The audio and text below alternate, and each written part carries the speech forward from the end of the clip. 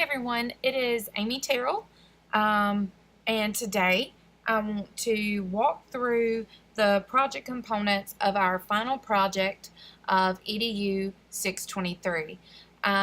Before we get started, I definitely want to thank you for introducing live binders even as just a submission possibility, because I've never heard of live binders. I have no idea how that's happened, but I've never heard of live binders, and we are now currently, and we being the ELA department that I am chair of, we are transforming our senior project, pushing it into the 21st century by doing away with the old-fashioned bound portfolio, and transferring all that information into an awesome live binder so we can share, and students will just have just an awesome authentic learning opportunity, to turn their information in the most non-archaic way, as opposed to lugging around a binder that they have to keep up with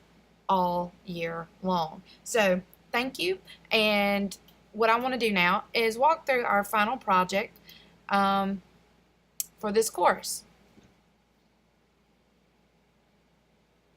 So as this loads, I just want to say each component of this class has pushed me in my class to try new things with my students and truly model being a lifelong learner. So as you see here, this is the homepage, final project for EDU 623. And I'm going to start by looking at these lesson plans. I've included my week 5 lesson plan, which opens, and I had my AP class start the Life of Pi this summer, and this lesson plan model is one that I have used as school has started just because it made sense to me. I have taken the SAMR model that we have looked at in class and I have used it to kind of plan my lessons accordingly. So thank you for that. And my team has also liked using it. And I keep referring to my team, but I'm the English Language Arts Department Chair for Columbia High School, and I like to share with my team what I am doing, because I feel like if I can get more teachers on board with not just being tech-savvy teachers, but just being responsible users, I feel that we can reach our students and truly support those 21st century learning skills. So I have week 6 also, but my virtual reality lesson plan, I've included it also, but we were given the really awesome opportunity last year of getting 4 to 5 virtual reality headsets, a couple of Google Cardboard, just really simple VR, virtual reality viewers, and there are so many apps. But in my lesson plan, I talked about how we were reading Julius Caesar last year, and I got to take my class to Rome, sitting in the 93-minute block at Columbia High School. And a lot of these students would have never had that opportunity unless they were provided it at school or with some type of school function. So planning around a virtual reality lesson makes sense. And it's so easy with ELA because every story has a setting. And if we can get to that background, we can truly reach our students. So I did my presentation, my digital presentation on Life of Pi, and in my first presentation, it was a little wordy, but I like to defend that by saying I like to include everything, and I preface that with my students by saying don't write everything, just listen to me. And I make some big elaborate show of, you may want to write this down, and I tap twice, and they know that it's their cue to write. I like to have very inclusive slides because I do post everything to Canvas, and some of my students are super tech savvy and they don't need all of those words. But some of my students need more support, and the words are not just for students, but they're for parents.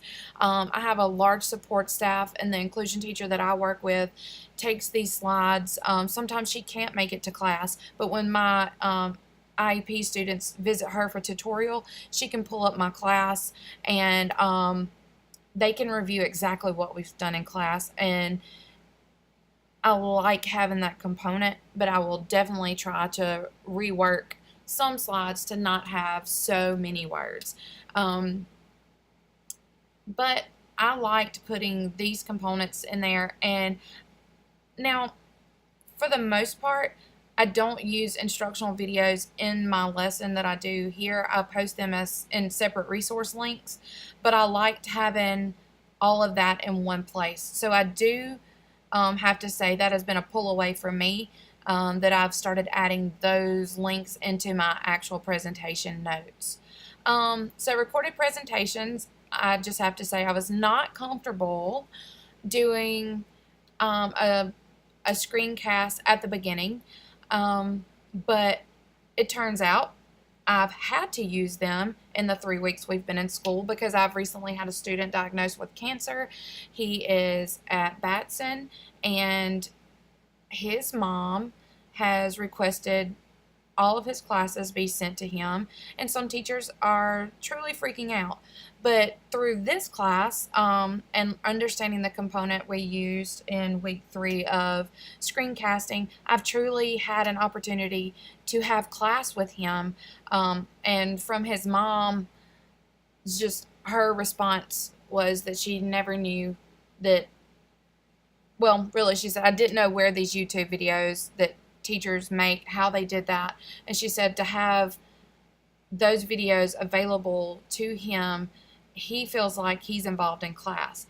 I would have never ever done this had I not been forced to for this class. But now it's become a part of my weekly lesson planning, because I know I have to do plans for class, and I have to do plans for my student who's out.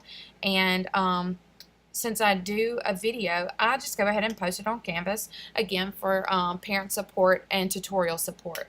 Because we are on Canvas, I like to use the Canvas testing, but I wanted to try out Google Forms, because I've only done surveys through Google Forms, and I liked the, well, I actually didn't know you could grade, so I liked this component and learning how to do this. And at the end, it produces a spreadsheet. I can see what students missed, things that I can evaluate and look at my data in just an Excel form, and that's, for me, something that I enjoy.